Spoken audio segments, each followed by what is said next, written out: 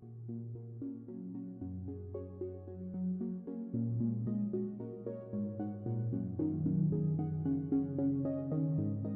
afternoon. My name is Alex Whiting, and I have the pleasure of interviewing Judge Prost, who's here with us. An enormous treat to have a judge who, as Catherine Sicking said, was, and Luis Moreno Campos said, was at Rome at the beginning, at the creation, and is now a judge at the International Criminal Court, was elected last December as a judge, sworn in March, and is now a sitting judge of the court in the trial division. I'm not going to go through her full bio because you have it in your packet, so you can look at her extensive experience in the field of international criminal law, both in Canada and in The Hague. So we're gonna. I have a lot of questions for her, and we're gonna dive right in. But we have agreed that we'll leave. We're supposed to go till 2:30, and we're gonna leave time, half hour or so, for you to ask questions. So as we go along, get your questions ready. And she has told me, and I'm sure this will be true for your questions as well, that. Of course, she's a sitting judge, so if there's a question she can ask away, but if there's a question she can't answer, she won't be shy to tell you that she can't talk about that. But you can try. Okay, welcome, Judge. Pleasure to be here with you. Thanks. So, Judge, as we heard, you were a member of the Canadian delegation at Rome, and Catherine Sicking described the scene of Rome that I'm sure many, if not all of you, have seen that on YouTube. The exuberant moment after midnight when the clocks have been stopped and people are applauding and the tears are flowing. Can you take us back to that moment and share with us kind of the hopes and dreams for the court, and what were the expectations at that time? Well, thanks very much, and it's great to be here with all of you this afternoon, and especially to reminisce about that particular moment, because I think for all of us who were there and who participated, it was a remarkable moment that we'll never forget. I remember it like it was yesterday. I was there as a small child, I like to emphasize. And it was such a striking moment. There's the videos, as everyone's mentioned, and he'll strangle me for saying this, but Fabrizio, who is the head of prosecutions at the ICC, there's a famous shot of him on CNN crying, Argentinian crying, and it sort of reflects exactly the release of emotion. And it was a time I like to describe of great unity of conviction and great hope. And we had delegations there from, 163, something like that, countries. And that in and of itself was a remarkable thing that we had come to agreement with that group. And many of us had been working on the project for many years that added to the emotion at the prep comms in New York. And it had been really difficult and really demanding and exhausting, but at the same time exhilarating, because you had the feeling you were part of something historic, and it was something important. And when we arrived at Rome, the start of the conference, I try and convey the enormity of the challenge, because we had hundreds and hundreds of square brackets in the text, each of which represented an issue. And we had a very short period of time, relatively, and some really momentous matters. And so the pressure was quite enormous. And we had some external factors that some would think they might have been negatives. I think they were positives. There was a tremendous, as it was this summer, a tremendous heat wave in Europe, and we were in a building that wasn't built for it in Rome. And I think that exhaustion and heat stroke led to some compromises that were critically important. And the World Cup was on, and France won. And I think it's funny, it brings this atmosphere, world atmosphere, and I think that actually contributed probably to some of the progresses that we made. And there were really, really heated debates going on all the time, and there would seem to be impossible division on issues. But what was important was it wasn't the dichotomy of those who were for the court and those who were against the court. It was all about what should the court look like. That was the source of the intensity of the discussions. How should it be structured? What protections would there be for state sovereignty? How to design the complementarity component of the Rome Statute to protect states' right to investigate and prosecute. The prosecutor, what kind of checks and balances for the prosecutor, the role of the Security Council, a hugely sensitive issue. And those were the things that were the source of the great debate. But remarkably, what I remember with amazement is talking and negotiating with my colleagues around the world, and people were looking for solutions. People were looking for ways to cross those divides. And there was a real underlying commitment to achieve this court. And there was an underlying commitment to the concepts that motivate the Rome Statute. And for me, that's what I wish states would remember today. Even those states who are critics of this court, there was a shared vision. There was a belief that the world is a better place with a permanent international criminal court and a system designed to promote the investigation and prosecution of these most serious crimes. And I think that's the point that we have to come back to, and that's what we have to remember as we deal with difficult times today. So that vote, that exuberant moment was both a kind of an achievement and an endpoint, but it was also a beginning point, right? And I want to like ask you to go back in time and imagine. And maybe this happened, but if it didn't happen, imagine it, that if somebody had asked you the next morning, well, what do you expect for the court, let's say in 20 years? What would you have said? Well, the interesting thing is, I don't think there was anyone in the room. We were so excited, so relieved that we had achieved agreement. I don't think there was a single person in the room that expected we'd have an operational court for 20, 30, 40 years. I think the view was, we've achieved this agreement with high level of ratifications needed, 60. I probably would have said, well, it's great we've got these principles worked out, and I look forward to the next generation trying to actually put this into practice. So that's really what I think would have been our reaction if you'd asked around the room that day. We've done our job. Somebody else is going to have to deal with the implementation. Yeah. So it's interesting when we think about successes and failures to measure against what were expectations. And just for people who don't necessarily know the details here, the statute was adopted in 1998, but could only become operational when 60 states had ratified. Which ended up occurring in 4 years later in 2002. But I think it's fair to say, as the judge has said, that was much quicker than anyone had expected. Okay, so now let's look today. We can say that just the fact of it becoming operational is itself a success. What other successes and failures have you seen in the last 20 years? 20 years since the vote, 16 years since the court became operational.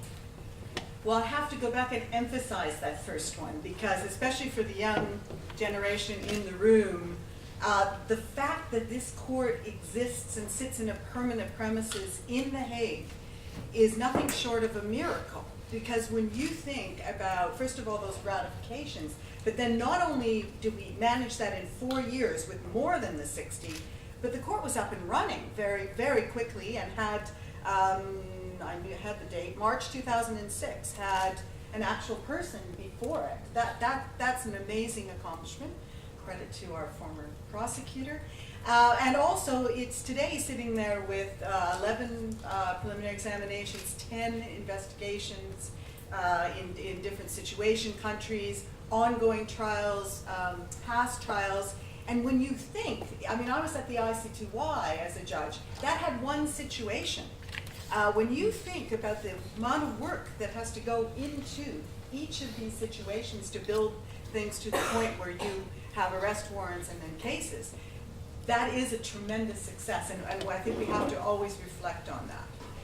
And the other thing I would really emphasize, and it doesn't get talked about a lot, but it really is a success story, and it is a credit to the drafters who are working particularly on the definition of crimes, and that is that the choices made as to how the crimes would be defined was a very, very difficult one, because there was a big pressure to codify customary international law at the time in order to provide certainty. You know, this is a criminal court, you need certainty. So there was that pressure, but at the same time, everyone recognized the need for flexibility, because how was conflict going to show itself, 15, 20, 30 years later?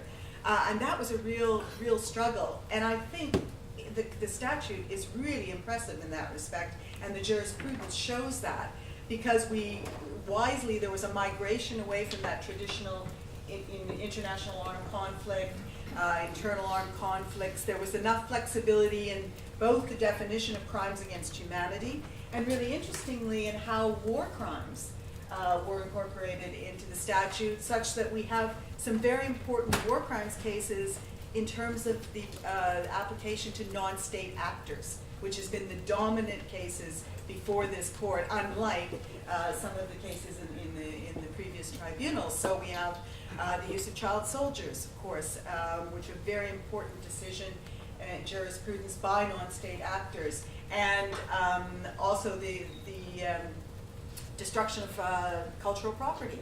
That's an important advancement in the jurisprudence, again, involving non-state actors and with the terrible acts we see today. So I think that, and the Ntaganda decision that the contextual atmosphere for war crimes is sufficient to allow for the prosecution of crimes committed against your own group, the sexual slavery and rape charges. Tremendous advancements in jurisprudence, so I think that's a big success for the court. But even though I'm Canadian and we're endlessly optimistic, of course there are successes, but there are many, many challenges, and there are things that have not worked out as one would have hoped or would have matched the spirit that was in the room in Rome. I won't go through them all because we can't get too down. But what I would emphasize is cooperation. The cooperation regime. Now, I was at the ICTY in the days before we got Mladic and Karadzic, and Milosevic had died. And we had these outstanding arrest warrants, and this was a security-backed tribunal. And we had problems in terms of cooperation, and ultimately they were successful in completing all of the cases at ICTY and most at ICTR. So the fact that we would need state cooperation for success was not unexpected, was not a challenge that we didn't recognize, but we certainly did not expect and I worked on the cooperation part of the Rome Statute. We didn't expect what we're facing today. 15 outstanding arrest warrants. And it's not just a question of, as with Karadzic and Mladic, some people probably knew where they were, but the idea that we don't know where they are, which is, for example, Joseph Kony's situation. It's where we do know where they are and that they're traveling about, and that we cannot get the execution of the court's warrants and cooperation from states.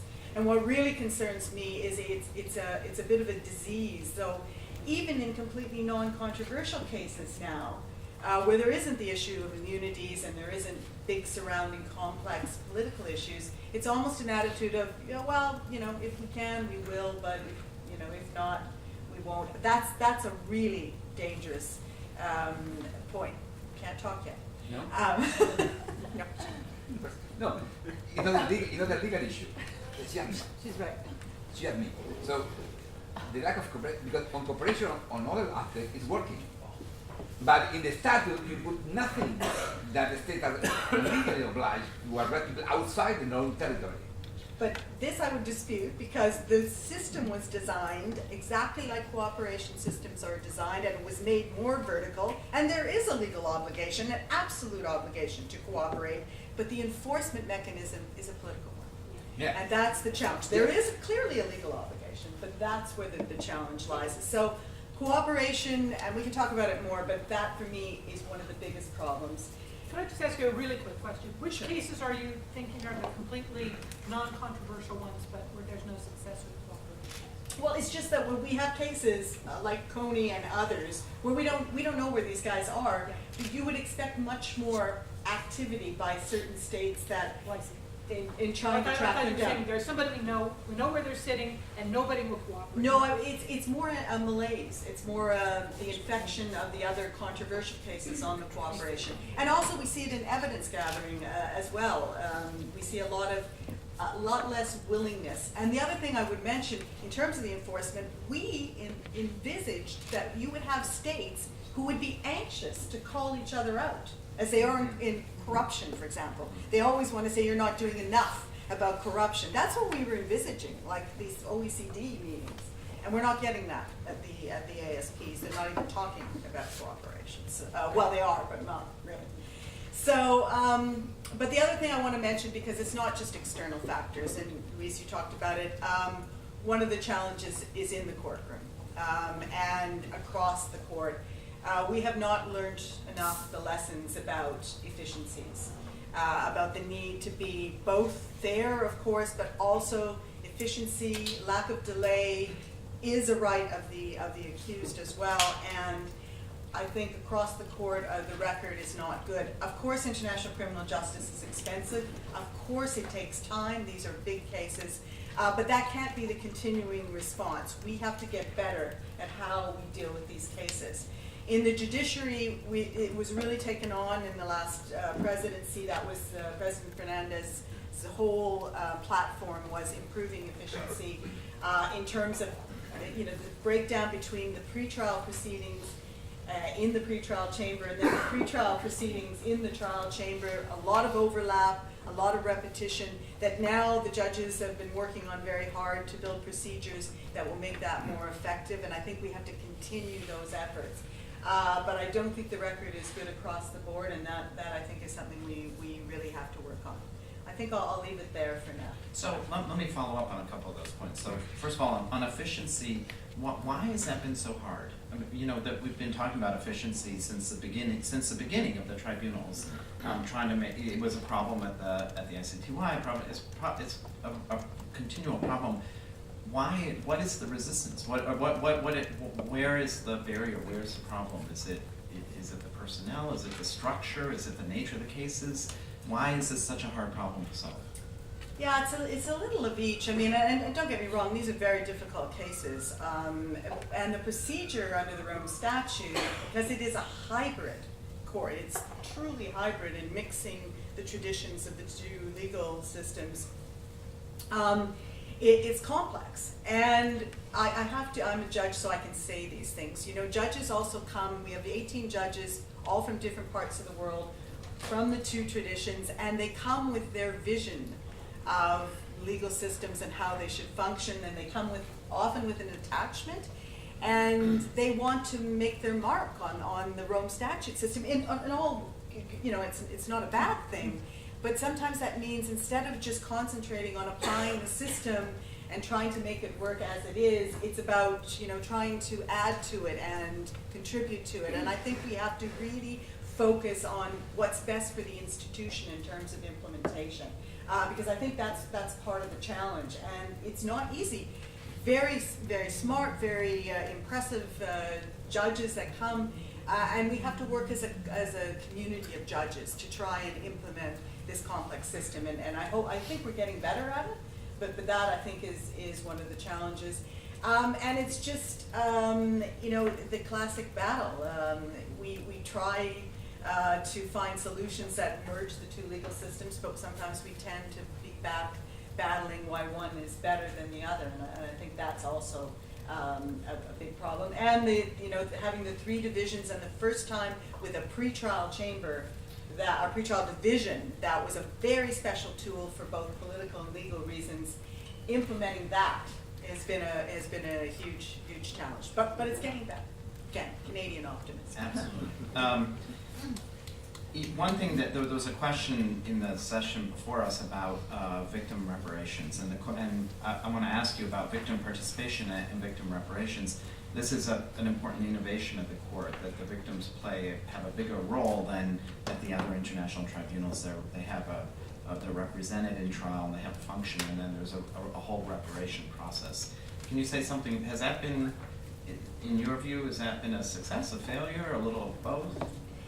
Well, it's interesting because coming from a common law system, although I'd done a lot of work in international cooperation, so I was familiar with both. But when we were in Rome negotiating before, I was not a big supporter of the concept of victim participation and victim reparations because it was just unknown to me.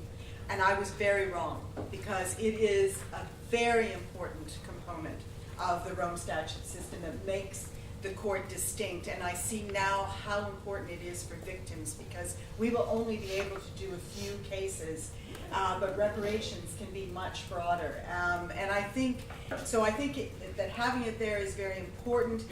It has been very difficult to implement, because when we put the provisions in, I mean, they're very minor references. They don't take into account the complexities that surround implementing a reparation system. And part of the reason is we spent most of the time, this was a huge battle, trying to find a compromise between the very complex systems of participation and reparations that exist in the civil law and this whole common law going, no.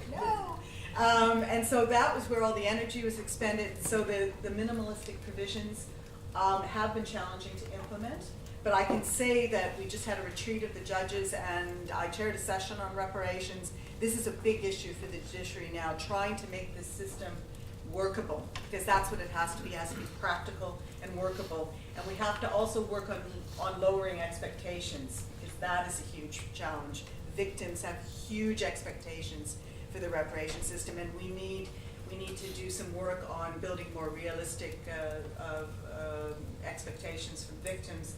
And similarly for the participation, it's getting better though. Participation is actually advancing, I think, quite a bit and becoming much more. We have a lot of points of agreement amongst the judges. So I think it's a mixed bag, but I think it's progressing in a good way.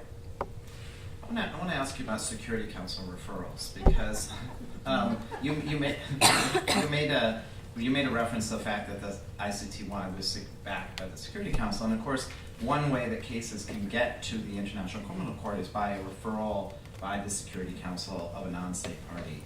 And I'm going to ask you about surprises in a moment, and this is certainly one of them. Nobody expected that to happen, and it happened twice. And I was at the court when the second one happened, at the Libya one, and I remember the feeling. It's a little bit like the exuberant feeling. I remember that we thought, wow, the Security Council, in this moment of crisis, the Security Council has turned to the International Criminal Court. How cool is that? And it seemed like we had been affirmed as an international institution. It seemed like a great thing that the powers of the Security Council were asking us and turning to us and legitimizing us. But now I feel like there's been a turn in that, right? That Security Council referrals are kind of frowned on in terms, because first of all, the Security Council hasn't carried through, and secondly, there's a power issue there. What's your feeling about that? Are Security Council referrals to the court a good thing or a bad thing? Very loaded question, Alex. Well, I worked with the Security Council for 5 years as the first ombudsperson for the Security Council outside of Sanctions Committee, so I feel quite liberal in speaking about the council. But I think it's interesting, because during the negotiations, this was one of the biggest issues. How big a role would the Security Council have? And it's so ironic, because the P5 were arguing heavily for a huge role. They wanted the Security Council to be the only body that could refer cases to the court. And of course, there was lots of opposition, and we came out with this compromise of the power to refer. And you're absolutely right. We all left, again, we left the room thinking, well, we don't have to worry about that Security Council business, because we're never going to see a referral, and bang, we have two of them. And I was the same. I thought this is a great thing for the court, and I still do believe that properly functioning, the Security Council sending these terrible situations, these atrocity crimes, to the International Criminal Court is a fundamentally good thing, and that it has to come to a point where it works properly. But we've got, you know, two problems, which is it was almost sent, no, it wasn't almost, it was sent and then abandoned. And abandoned financially because this is one of the big issues. Huge resources go into these cases, and with no support from the Security Council having sent it, representing the United Nations system. And secondly, the one that's most disturbing, which is that the lack of follow-up by the Security Council of its own resolutions. And people talk about this, you know, as a result, we have arrest warrants out for both scenarios where we get no assistance. The prosecutors have gone and pounded on the table, both very forceful, and no action by the council. I think they wrote a letter saying, we note that you've raised these issues. And people say this is a credibility problem for the court, and that really upsets me. I say this is not a credibility issue for the court, this is a credibility issue for the Security Council. And I used to tell them the same thing about sanctions, the fact that they weren't having fair process. It was the credibility of them, and then the lack of implementation because there's no credibility. So for the council to sit there with a resolution that they don't implement, and they let flagrant violations of, for me, we should be hammering on the point that this is your problem, not the court's problem. So I get a little excited about this. That's good. We heard this morning in Karen's presentation about this narrative that has settled in about that the ICC is an anti-Africa court, and that was an interesting perspective that Karen offered this morning about why that might be, or part of the reason that might be. But it's a narrative that has grabbed hold not just in Africa, but even around all over the place. So it's something you often hear. Is there any truth to it? And how can the court manage this problem, this critique? Well, to the first question, is there any truth to it? No, there is no truth to it. And Karen said a lot of important points on this. I would just add a few. I mean, first of all, whenever I'm faced with this suggestion, I think back to my days in Rome and in New York beforehand, and the contributions to this foundation of this court by Africa as a region, by African countries, and by individual Africans was extraordinary. And you look around the court, we have had a president of the Assembly of States Party from Africa, a deputy registrar from Africa, the current president and prosecutor are from Africa. So I wonder how you can even start with a narrative like that with the role that Africa has played in this court. And it's also the important point which was made, they talk about the situations being in Africa, meaning that the court is persecuting Africa. I say the situations in Africa represent the fact that the court is paying attention to Africa, paying attention to African victims, and that's the response that we don't hear. And so it also, of course, overlooks the fundamental fact, which was one of the surprises of the Rome Statute, and that is we had designed this whole statute and all these protections for the situation which we've just had with the Venezuela referral, of one state referring another. What nobody thought about the state referral provisions being used to refer yourself. And of course, that's what happened with, I think it's 5 of the African cases situations were referred by the state itself. So the prosecutor didn't go out and choose them, they arrived, and then 2 from the Security Council. So it ignores those facts. But you're right. The perception is there, so there's a lot that has to be done. One of the things. But can I just stop you a second there? Oh, okay. Yeah, sure. then we'll get to what needs to be done. But let me just hang on this point, if I may. You've given all these reasons, and I know all these reasons, right? Why it's not true, right? Exactly. So why is the perception so persistent? And it's not, my students at the law school, I hear it all the time. It's some reason this perception has grabbed hold. Why? Well, I think it's because it's about the loudest voices in the room. And unfortunately, we don't hear the voices of victims. We don't hear the voices of the NGOs. We don't hear the voices of affected communities. We hear the voices of, some who have reasons to be attacking the court. There was, as Karen described, there was a campaign within the African Union, and that's a lot of the profile, a lot of the rhetoric that we hear. So that, I think that's a big portion of why. And also, I think, and it's part of the solution, is the court is a complicated body, and I don't think, I have to explain it to my friends, back in the PEG, when I'm talking about it, and you just look at the balance of cases and you see the situation in Africa but not in Syria, and it raises for everyone the question why. So we need to explain better. We need to do things like this. We need to do education and reach the public on why the circumstances are as they are. But that's not an easy thing to do. Okay, so the court is now moving. Part of the problem is part of what underlies this is that the court's work has been in Africa, but now it's moving outside of Africa. It has opened an investigation in Georgia. It's on the verge of opening an investigation in Afghanistan. The prosecutor has made a request. Maybe. Yeah, okay. It's in the pretrial chamber, that's all I'm saying. Yeah. You Okay. can't presume what a pretrial chamber would do. You can predict. You can predict. No, of course, I okay. True. Yeah, okay, now the wheels are turning here, right? I'm pondering I it. know absolutely nothing. I'm on a different floor and not a clue. I'm just, the principle is. Okay, good, okay. So anyhow, may open an investigation in Afghanistan, and then down the road, there's a preliminary examination in Palestine and in other countries that may open there. Those cases all involve powerful countries and non-state actors, non-state parties. Sorry, Russia, the United States, Israel. Is the ICC up to the challenge? Well, and you didn't. There's the elephant in the room. Of course, I was coming to New York knowing that Mr. Bolton had made a statement that there would be potential sanctions against ICC judges and prosecutions. I was very relieved and slipped through the gates with my Canadian passport.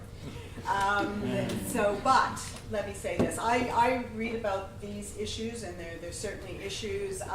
Like everyone in this room, as a member of the public, these are interesting issues, but they are political issues for this Assembly of States parties and for states and for others to discuss and engage in. For us at the court, for the judges in particular, they are not relevant to our work. Our work is in the courtroom, and they are not relevant to the court as a court.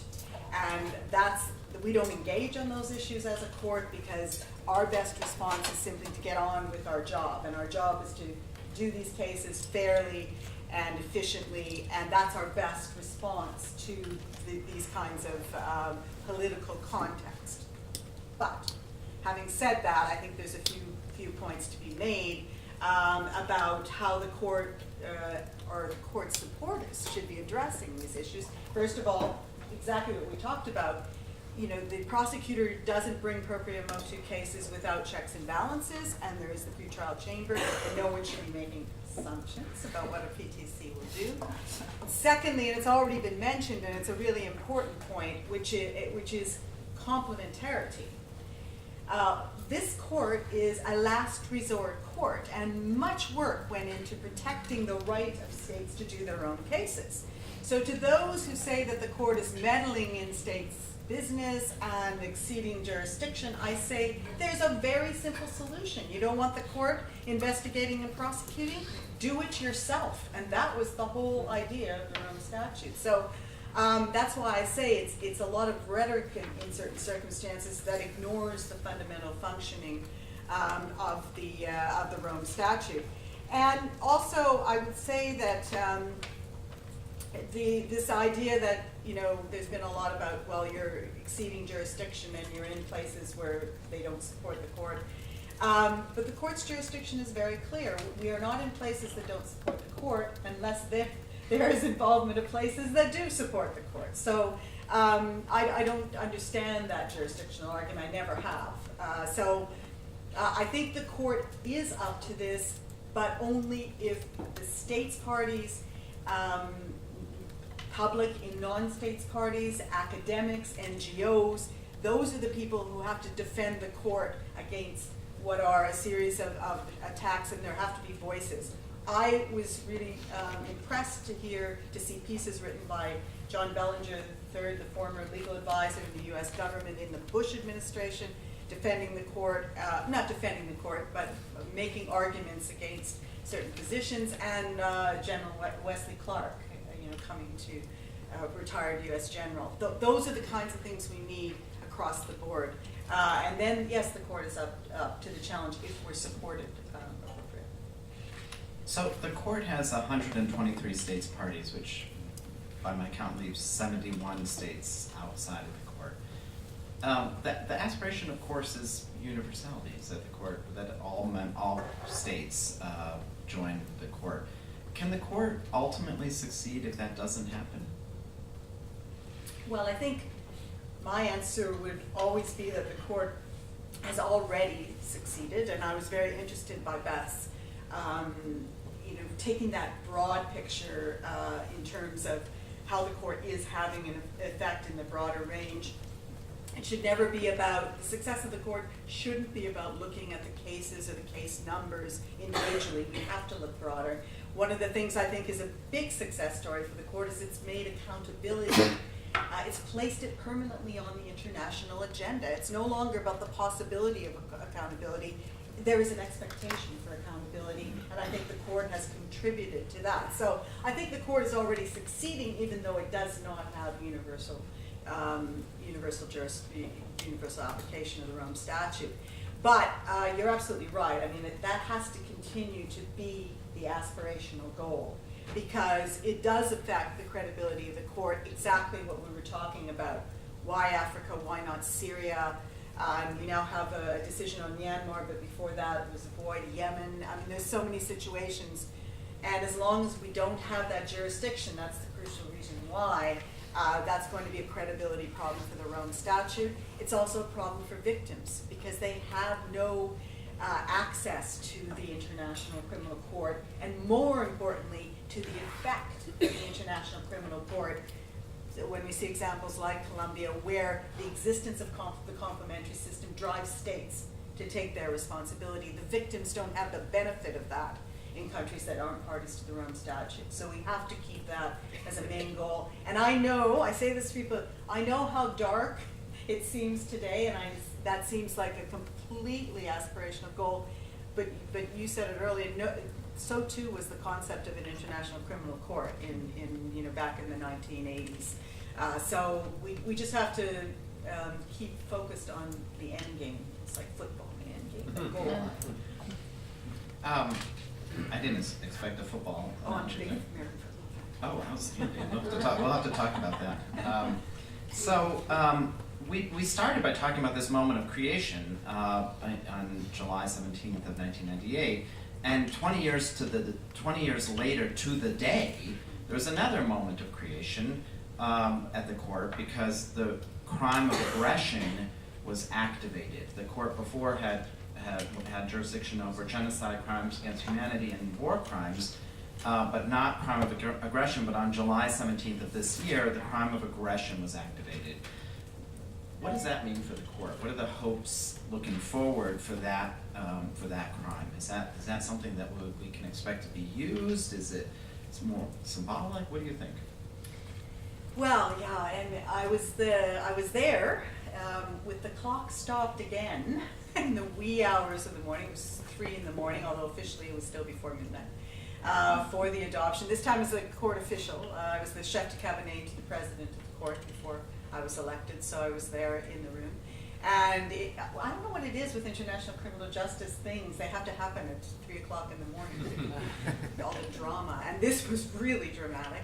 And it had been a very, very, as everyone is probably aware, I mean, getting to the point of adoption of the crime of aggression, triggering it went into the statute but without being triggered, was an enormously difficult and painful process. It is a tribute to very individual efforts and state efforts to doggedly pursue first agreement on the definitions and then jurisdiction, and now it's been triggered. And it was a historic moment, and it is very important because it is about, we talk about deterrence. I can't think of anything that's more important to deter than the crime of aggression and the planning of war and of conflict.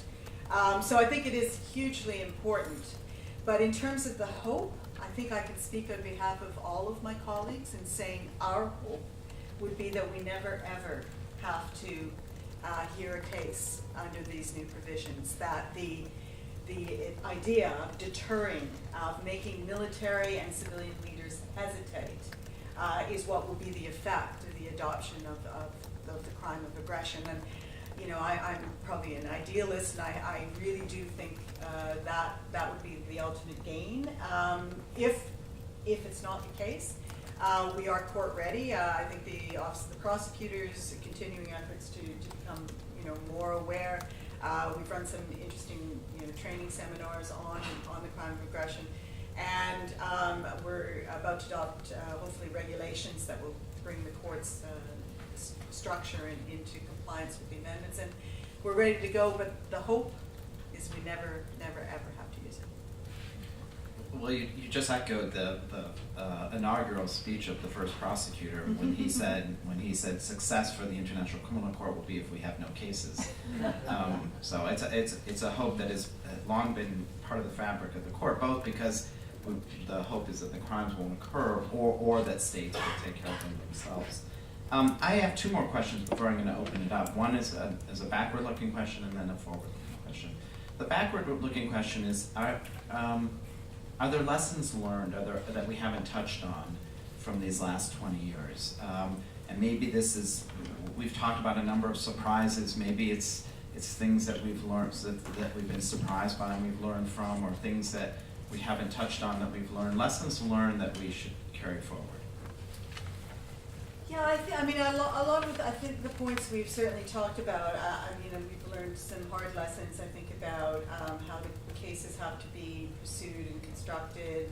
The judiciary has learned, we're learning lessons from missteps, we're learning lessons in terms of procedures and how to better come together on our procedures. But one thing I've been speaking a lot about this lately, I was just at International Law Week in New York, and we had a panel on this, because I think this is one of the perhaps it's the lesson that we're just now learning, and it's something that was touched upon earlier, that what was created in Rome wasn't a standalone court. What was created in Rome was a system. And the whole motivation was not to, Luis was absolutely right in what he said about having no cases. It was to encourage and motivate states to do what they're supposed to do, which is investigate and prosecute. And what we haven't done is focus on building up the systems that will allow the system to function the way it is. So we have completely lost focus on national capacity building, for example. We need to have, and this is something that needs to be done not by the court. The court can do some of this naturally by the fall off of its cases about, when you have exchanges with states, it helps in terms of learning. But there needs to be an international effort from states individually, states as a group. The United Nations Office on Drugs and Crime doesn't have a program on international criminal justice. NGOs. There's been a lot of work done, but not nearly enough. So we need to build up that national capacity. And we were talking earlier about the optional protocol. In principle, the idea of a regional court is great, and it's completely consistent with complementarity. It's just shared jurisdiction. We need more regional efforts. We need states to go back to doing extraterritorial prosecutions, which we are seeing now. The statute envisaged that. And we are seeing that innovation now, and I think that's a big lesson, because we've created this expectation. Every time there's an atrocity situation arising or a conflict, the first question is, what is the International Criminal Court doing about it? Well, that should be the last question that's asked. It should be, what's everybody else doing about it, and then the court. So for me, this is one of the lessons that I hope we are now learning. The creation of the IIIM for Syria, I think, is even though it's, looking for a jurisdiction, it's also helping national jurisdictions, and now for Myanmar, the same type of thing. So we really need to focus more on the whole system and lower the expectations that this one court is the solution. That wasn't the idea. So I hope we do that. So maybe you've started to answer this question, but I'm going to put it to you anyhow because I think there may be other elements to it. When we come back and have this conversation again in 20 years, what do you hope to be able to say about what has been accomplished? Well, I have a really short answer for that, so it's sort of broken down. So it's, in 15 years, there will be no outstanding arrest warrants. That would be what I'd like to see. In 20 years, we will have universal jurisdiction for the Rome Statute. And in 50 years, the court will be a happily redundant. But then again, I emphasize, I'm a Canadian and I'm endlessly optimistic. Well, this is being recorded, so we'll be able to check those in 15 years, and 20 years, and, well, maybe not 50 years. Okay, so questions from the audience? This is making me think of what it's like to live in a society that's rebuilding institutions. And when institutions are immature or young, there's inventiveness and there's cutting of corners. So I'm wondering with the ICC, specifically for a judge like you, a prosecutor, where might the shortcomings of the institution, the limitations, provoke inventiveness for you, or temptation to cut corners in some way? And if you don't want to speak to that personally, however you might see that. I have a question about the other system that is linked to the court, namely the trust fund. We talked a lot about levels and complementarity, but then of course there's the double eagle, let's say, or the eagle with the two wings. And I would like to hear your comments about the work of the trust fund, maybe also from the prosecutor, because of course at the end the trust fund is providing services to victims, situations which the court is dealing with, but cannot, of course, fully address. So how do you see that complementarity, if you wish, on that level between the court itself and the individual cases, not too many, in fact, for the moment, and the trust fund, which of course serves hundreds of thousands, potentially, victims in the Congo, in Uganda, and other places? I have a question for you, Alex. Yeah, take advantage. Yeah. Cross-examination. Good luck. No, because it's about this idea that we are a system, but we talk about the SEC, the court, and the judges, and the prosecutor eventually. But what happens with the other? For instance, the campaign on African Union cannot be managed by the SEC. It should be managed by the media. Supreme Court in the US is not answering questions. They say nothing. In Argentina, over the Junta trial, there were 400 films about the problems. So it's about the others, not the judges. And when you talk about what happened, it's not the problem I see today. The problem is international law is not relevant today, or it's in trouble. It's a challenge between the idea of the war on terror and the international law system. I think it's a piece of the international criminal law system. But the problem is, in the war on terror, we don't care about the substance. Is he an ally, a friend, or an enemy? That's the point. If the president of the Philippines is a friend, it's fine. If the Kenyatta is a friend, it's fine. If Maduro is an enemy, it's fine. So, sent to ICC, it's fine. So, that's the problem. We have two competing paradigms. One is enemies, and the other is criminals.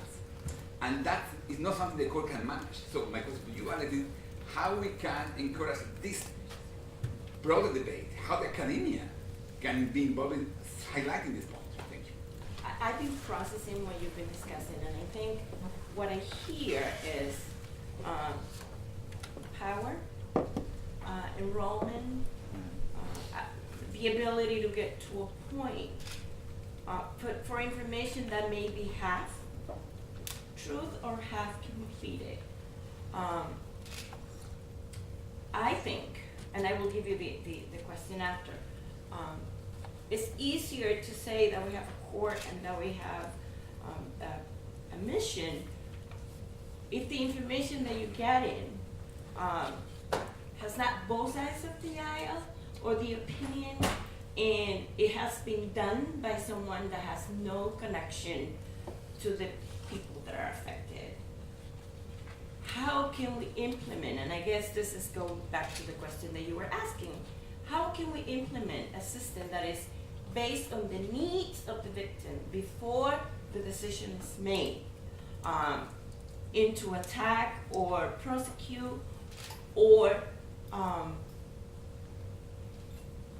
make a decision based on what is written and not the facts. And I can give you an example of, per se, one of the invasion in the Dominican Republic. I wasn't even born, but people didn't know why they were being invaded. And there were 3 stories, and none of them coordinated at the end. So people were left empty and with a lot of frustration and anger in that when I guess, and this is from review and history, what they wanted was a solution that it was a mediation rather than a solution. The question is, and Judge Prost said it, that the United States is the elephant in the room.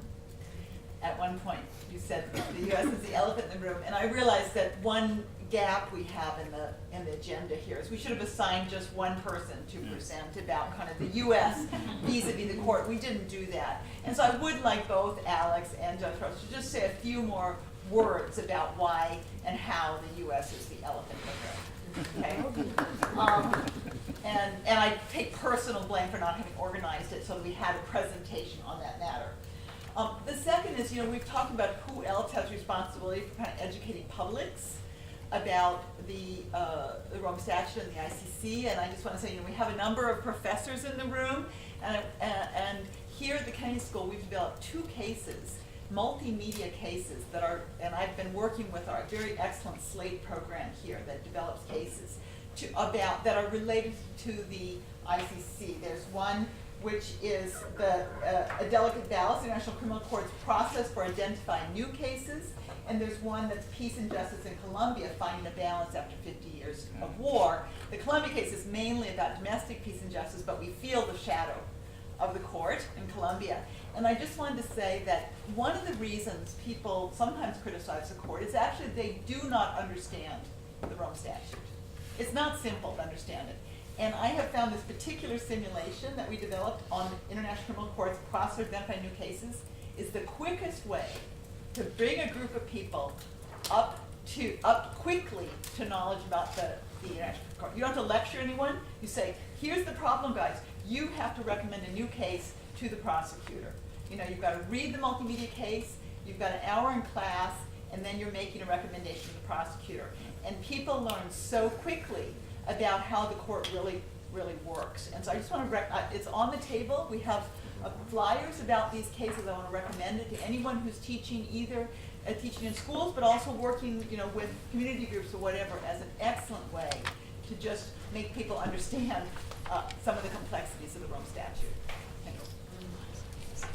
On the question of young institutions and innovation temptation, I think the one thing I would comment on is that for the judiciary particularly, the Rome Statute on procedures is very vague, let me put it that way, because we've had these huge battles over common law versus civil law during the negotiations. And as a result, we couldn't even get agreement, for example, the simplest thing, the order in which the case would be called. So nowhere does it say the prosecution will go first and the defense and then the because we couldn't get agreement. So we've spent the past several years trying to build up some consistency in our procedures as a result. It's judge-made law that's going to have to develop the procedures, because we desperately need some consistency, and we desperately need to have some the parties being able to rely on how the process is going to work. And there, I think there is a great opportunity for innovation, and there is where I think the fact that it's a young institution, we can find really creative solutions that are going to be for the good of the institution. But we really have to get focused on what's the best hybrid solution for the institution, and not just, what do we individually think. So I think, yes, there is certainly opportunities for innovation. And maybe part of the challenge, the temptation, is exactly what we've seen, which is judges in all good faith have really good ideas, but maybe there's a temptation to just pursue your thought and pursue your ideas and not pursue it in a more institutional context. So I think that there is room for that, and we need to have perhaps less of one and more of the other. The trust fund, yeah, thanks very much for raising that, because we talked a bit about reparations. But the trust fund, for those who don't know, the trust fund is an independent body in the sense that it works alone. It has a mandate to implement reparations, and the funds of the trust fund can be used to implement trust fund or judiciary orders of reparations. But it also has an independent assistance mandate. And the tremendous example is, the court, and this is an expectations issue again. So the court goes into northern Uganda, there are arrest warrants issued, and then nothing happens for many years for a number of legitimate reasons.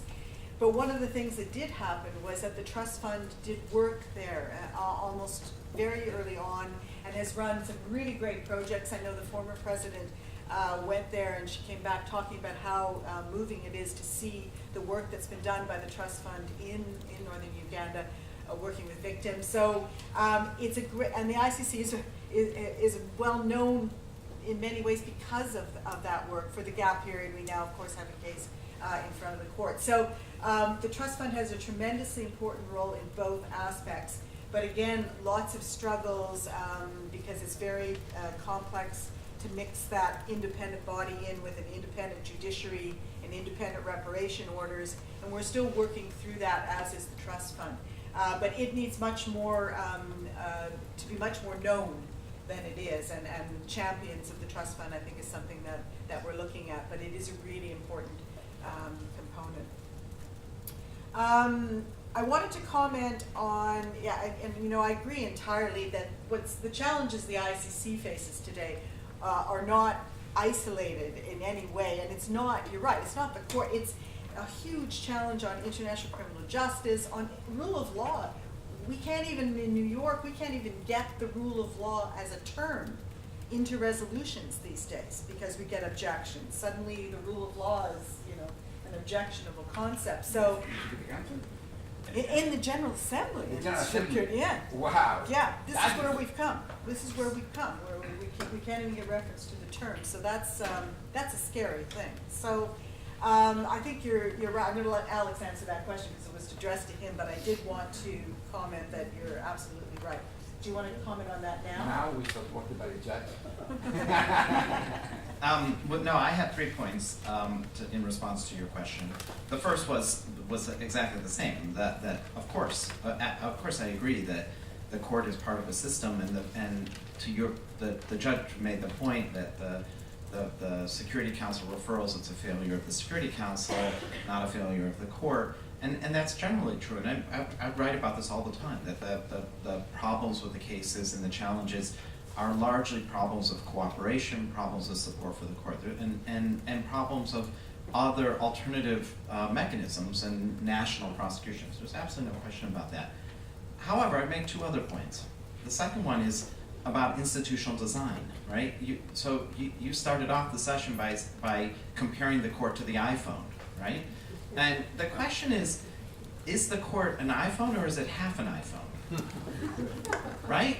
Because the institution is not, the institution is, it's you know, you might say it's half an institution because its powers are intertwined and constrained by states, right? And Cassese wrote beautifully about this, right? Antonio Cassese, who was a giant in the field of international criminal law, he wrote about how the court is the price of international criminal law is the continued power of sovereignty, and that the court is embedded in the notion of sovereignty. It's not separate from it. And so when we think about the institution, we constantly have to address these questions about the powers of the court and how much it can function and how much it's been limited, right? So those, I think, are hard questions. In And then, iPhone and the Wi-Fi. okay, we'll get our metaphors down perfectly. The lacking is Wi-Fi. The state has to provide the Wi-Fi, and there's no Wi-Fi. Yeah, but it's not just about support. It's also about design. It's also about institutional design, right? Yeah, I agree. But Okay. the design need the Wi-Fi. I like my half a Wi-Fi. Okay, we don't need to. So, and then the last point is about the two paradigms, right? And that's a really important and complicated question about the two paradigms, about the war paradigm or the criminal justice paradigm. I don't think we're ever going to get to the point where the criminal justice paradigm is going to supplant the war paradigm. The question is always going to be when and where. And that's the hard question, right? Is where do you draw the, when do you rely on the war paradigm, and when do you rely on the criminal justice paradigm? The criminal justice paradigm, the problem of the imagining that it would ever be the answer across the board is that criminal justice system is a very narrow and extremely difficult and rigorous paradigm. You have to bring evidence, you have to prove beyond reasonable doubt, and we don't want to degrade that. We don't want to lower that. We want to preserve that. And so if the risk of you trying to use it everywhere is that you'll degrade that system. And also that I just don't think politically there's going to be support for that. So the question really isn't either or, it's when with each one. Then just finally on the elephant in the room, the U.S. Certainly the U.S. has had a kind of complicated relationship to the court. It started off, it participated in the Rome Statute. Many of the provisions of the statute were written to try to entice the United States, and then at the end, when you see the film of the exuberant moment that we've all been talking about, you notice David Sheffer sitting kind of stony-faced, right, because he had to vote against it. One of the countries that voted no. And then the U.S. started with a very hostile position to the court, led by John Bolton, and vows of destroying the court. Well, the U.S. have been very quickly, even under George Bush, abandoned that approach, realized that it was swimming against the tide of history. I don't know if that works, but you know what I mean. And then the Obama administration approached, even closer.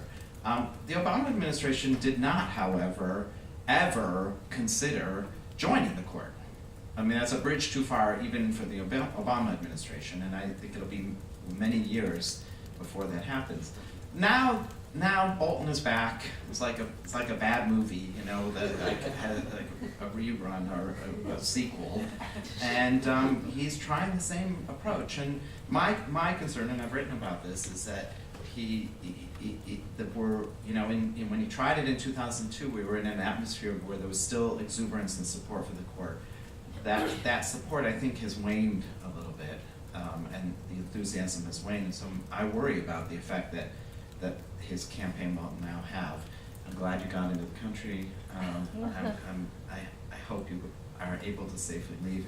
And if you're detained, we will come try to bail you out of jail. Thank you. Appreciate it. I'll start with that question because I have one other to answer as well. But I obviously will engage vis-a-vis Mr. Bolton. That's a political discussion. It's for others, and I appreciate Alex setting out very well sort of the historic story of this. But the one thing I have been saying without any specific references is while we wait for universal adherence to the Rome Statute system in this interim period, I think we have to change the conversation. about the International Criminal Court, and I think it's very important we do it now when this is going on. You can be a critic and an opponent of the Rome Statute. That you have a sovereign right to decide whether you're part of the Rome Statute, but you can't credibly be a critic of justice and redress for victims. So we can't let the critics and those who oppose the court start and end their conversations with a critique of the ICC.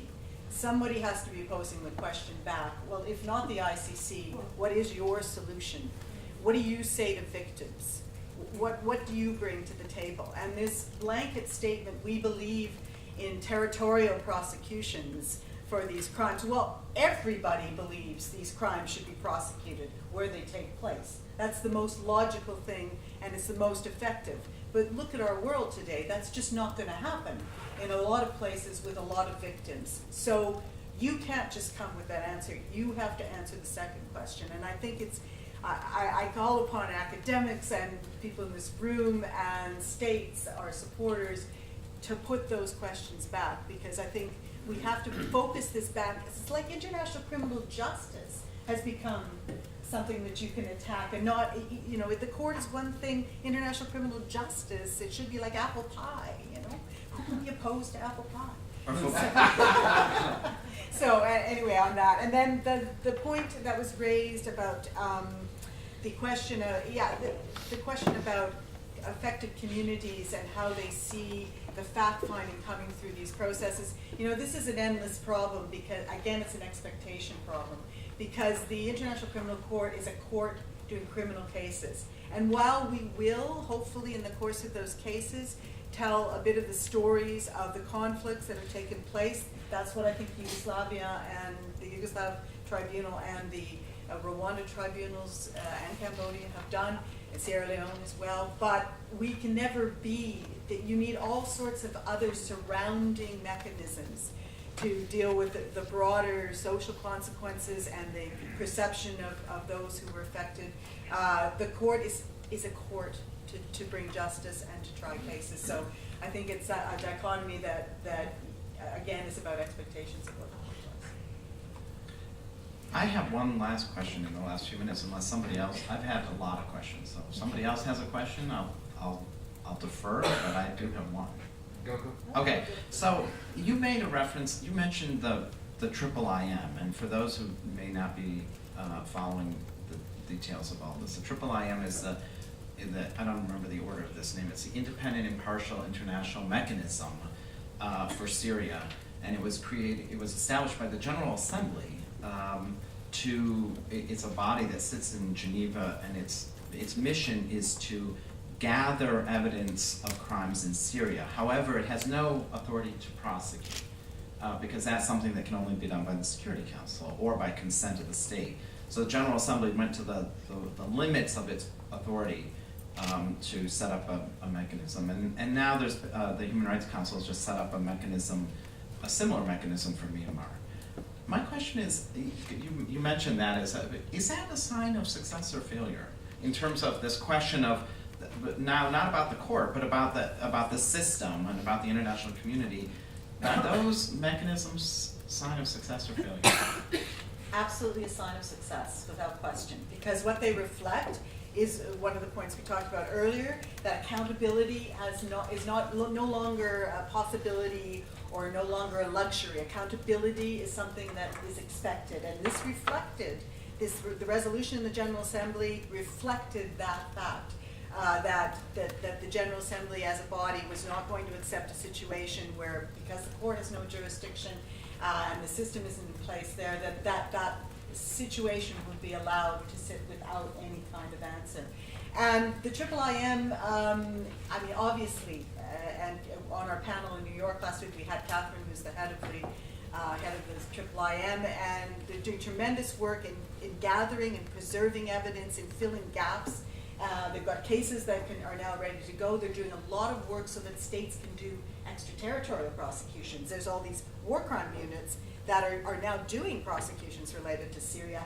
That's the whole intent of the Rome Statute system, which was to encourage states to think, oh, well, we can do something to contribute here. So I think that and any other innovations we can come up with, we've got the new Carr Court which has been set up in the Central African Republic, which works very closely with the court.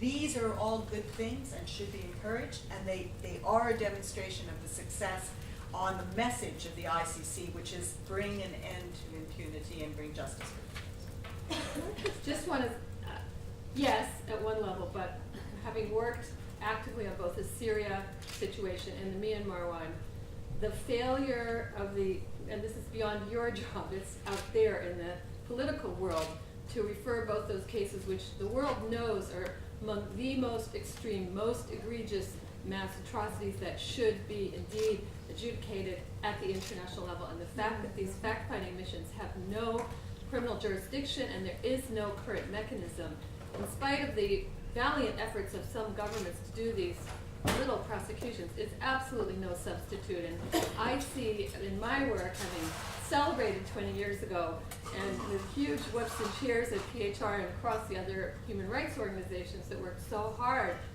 we in our world where we're working, the NGO world, there's huge dismay, disappointment, and sadness, and I don't want to have this end that maybe Alex or Judge, you can say something upbeat after that, but I just want to put that reality out there. You're absolutely right. I mean, it is an atrocity that these atrocities have not been referred to the International Criminal Court. I again say that is a failure of the Security Council, straight out. And there is tremendous work being done by, for example, by France in the lead on the resolution which precludes the use of the veto when it comes to these types of scenarios, which is tremendously important, and every state should be supporting that. But of course, the disappointment is, and it's not just Syria, it's Syria, Myanmar, Yemen. I mean, for those working in the human rights field, I have the greatest respect and can't imagine how you deal with the disappointment and the challenge that the world situation presents. But all we can do is, and I do focus on this, you go back to the 1970s and you go back to the 1980s, and there were people who had committed, or you could accuse of committing horrific crimes against their own people, who lived out their lives peacefully in their own countries or in exile, and there was no hope. So at least today, it's dark, but there is hope, and I hope that the court represents part of that hope and the system. But you're absolutely right to bring us to the real world we deal with, but yeah, there. Judge, that was a nice Canadian finish there with a moment of hope, and thank you for your wisdom and of course for your work. And I look forward to seeing you again here in 20 years.